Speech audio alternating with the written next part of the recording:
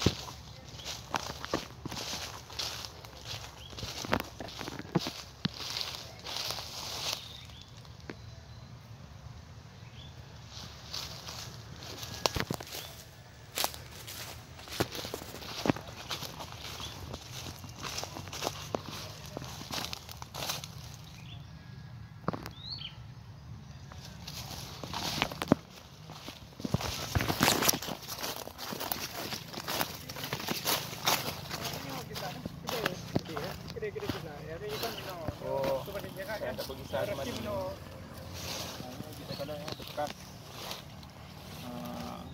sayatan ukiran. Kena halus lah. Kena halus. Kena dia halus. Oh, cik nisan go digunakan tangnya. Belum siap dipakai ya.